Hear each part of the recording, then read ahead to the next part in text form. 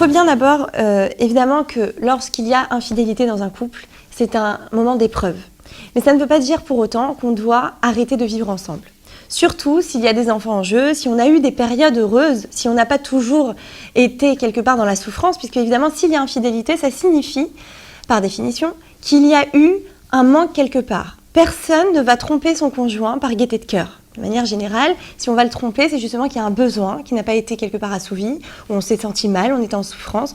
Donc on a ressenti le besoin de se tourner vers quelqu'un d'autre. Mais c'est certainement pas par gaieté de cœur, encore une fois.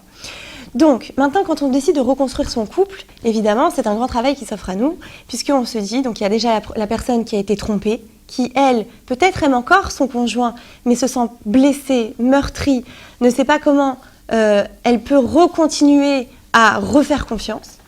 Et puis, il y a la deuxième personne qui, elle, se sent très coupable, de manière générale, parce qu'elle n'avait vraiment pas envie de causer du tort à sa famille, c'était loin d'être son but. Elle s'est attachée à la deuxième personne. Alors elle aime, par exemple, parlons du mari, au masculin, elle qui a trompé.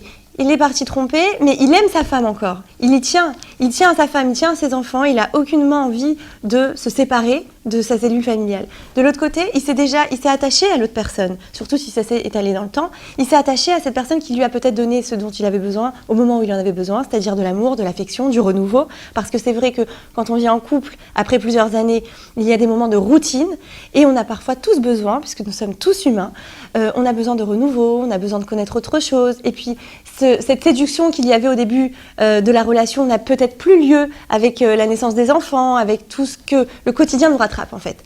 Et donc, il est parti, ok, trompé. Mais il a envie maintenant de recoller les morceaux, il a envie de recréer son couple. Alors pour recréer, il faut comprendre une chose, il faut revenir en fait à l'avant-infidélité. On va revenir à ce moment où la personne a ressenti le besoin d'aller voir ailleurs, puisque c'est à ce moment-là qu'il y avait des manques. Et donc, on va essayer de recréer cet amour qu'il y avait justement au début de la relation. Alors, pour les deux, ce qui est très important, c'est de se détacher d'images négatives. Pour celle qui a été trompée, très souvent, elle va s'attacher aux images comme aux images où le conjoint est parti trouver du bonheur ailleurs. Elle va revivre un film, elle va s'imaginer des moments, parce qu'en réalité, c'est très difficile, parce qu'en fait, elle se dit que, enfin, c'est humain, on a tous envie d'être l'unique personne qui donne du bonheur à notre conjoint. Or là, nous nous rendons compte que sur ce coup-là, nous n'avons pas été la seule personne à avoir donné du bonheur.